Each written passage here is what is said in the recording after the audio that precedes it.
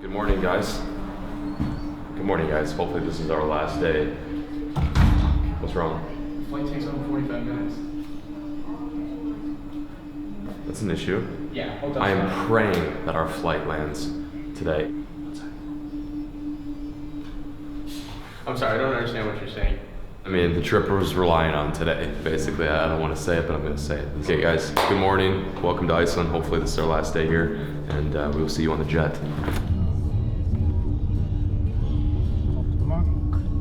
We're on the way to the airport right now. We're running super behind. 11:37. I'm pretty sure we're the last people getting on this flight. I have a really good feeling about today. I think we're going to touch down 100%. This fog will have cleared. My fog senses are tingling. We're just not checking our bags. Like I said, literally 12 minutes before our flight's supposed to take off.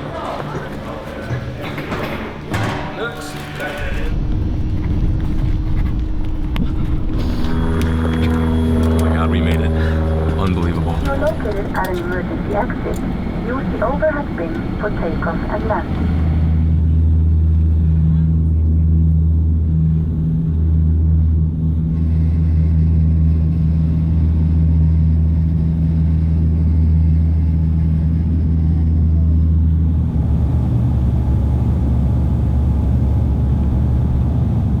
We were 15 minutes before we were about to land, hopefully land. We were approaching Kulusuk. This is the same situation as yesterday. We are fingers crossed right now, hoping that there is no fog. Feel that? You guys feel that? We're dropping.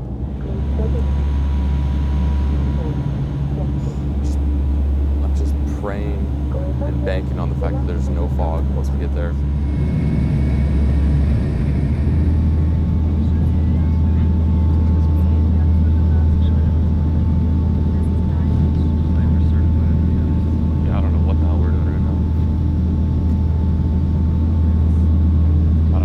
Foggy down there. Not sure what we're doing. It's really nasty down there for sure. You saw it. It doesn't look great.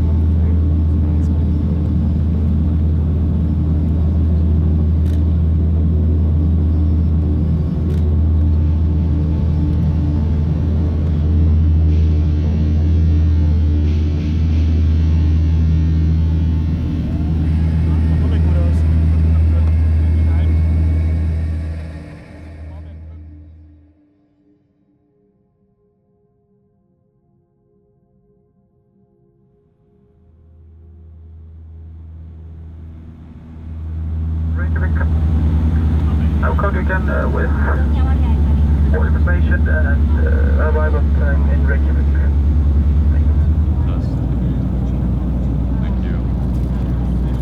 Let's just say I wish this was vodka. Well, guys, we are in a grand situation at the moment. This was attempt number 2. Attempt number 2 has failed. I've never felt so stuck, like completely binded before in my entire life on going on any trip. Like I'm trying to, like my mind is racing thinking about any time where I've ever been in a situation like this where I feel like I don't have any control, and there isn't a single one. Maybe the Zambezi tigerfish, but at the very least we were in Zambezi fishing for them. It's not like we're chasing after these fish on the ice currently. It's like we can't even get there. For the past few minutes I've been racing up and down the aisles back and forth with Chris. We're trying to think of like a solution here. There's a solution. There's got to be something here. Like most people I think at this point would be like, okay, let's just go home, right? Let's just, this is our attempt. We tried. We gave it our all. Gee Willikers, I think what I'm gonna have to do, guys, is rely on you. For those of you watching right now, this is a situation where I'm calling in the SOS. I'm calling in the reinforcements. I'm gonna get on the gram when we land. I'm gonna call in an SOS and see if any of you guys in Iceland are willing and kind enough to take us in to do some fishing in the area. I think the other issue too is I don't know if it's open season in Iceland. I don't think you can fish. So we're gonna really have to get creative here.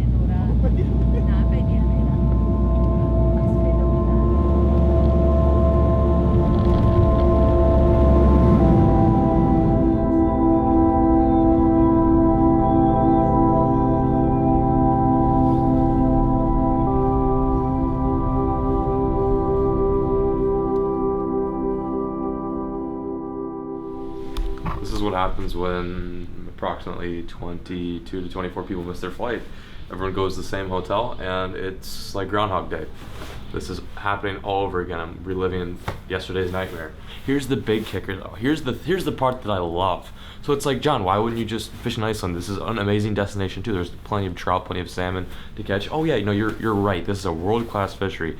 The only problem is we're a month short from when the season opens.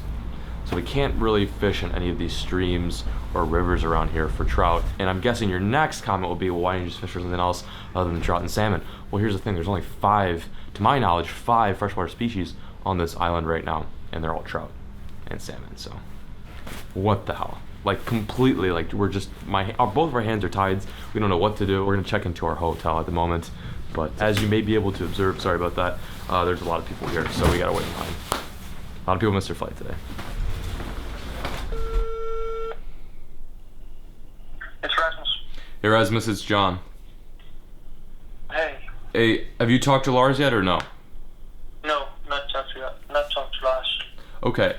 Well, we've just made it to our hotel now. The airline has booked us a hotel to stay for the night. There is no information there's no information on a flight going out to Klucik tomorrow, and I don't think they will be flying out to Klucik tomorrow. So it's not looking too good, unfortunately.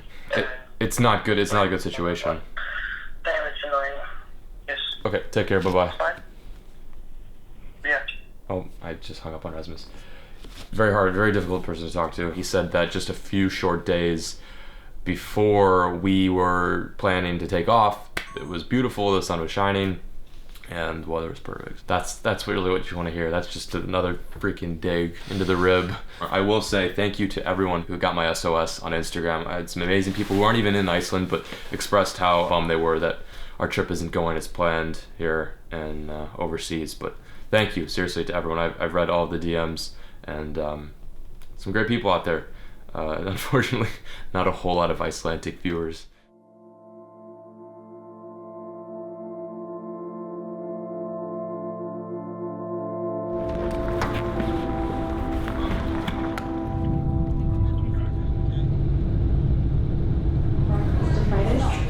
When I was in Sweden, I believe it was on the first day, the first video, I mentioned to you guys what it's like to take risks and what can happen when you put so much on the line and everything that's on the line falls through because, you know, weather gets in the way, stinky fish get in the way, or just inevitable roadblocks come into play and result in what we're doing right now, and that is trekking back home with our tails tucked between our legs.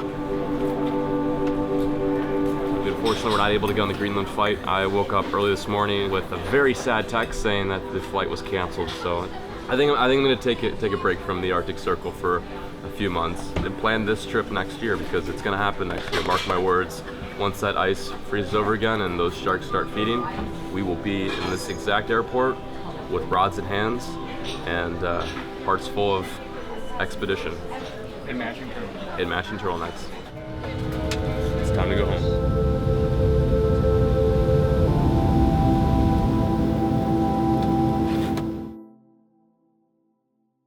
I think one of the most difficult parts for me about this trip was just accepting defeat, you know. I have a really difficult time just giving up. Not only do I have to accept this loss internally, but I have to then almost publicize it for you guys out there, which I don't have a problem doing. I think that's like one of the biggest double-edged swords with this, is I get to show you guys who I really am, but sometimes that involves me admitting that I screw up. I just want you guys to take this video, this whole series, as a lesson. Don't let a loss discourage you. In fact, take that defeat, take that messed up mission and make good of it. Channel that energy, that pissed off, that angry energy, and put it into something positive and get right back out on the road or back in the air or back to your local pond, lake, or river or stream and hit it even harder. That's like the best advice I can give you at the moment. The good news from this is that Iceland and Greenland is behind me. Those sharks can eat it as far as I'm concerned. This trip didn't pan out. There are many more trips to come. I'm not giving up, you guys. This was a major learning experience for myself, and I'm pretty stoked to get back out there. I'm already starting to plan my next trip, and it's gonna be somewhere equally as epic That's it, I'm signing out. Make stories, catch fish, and as always, folks, keep fishing, never stop.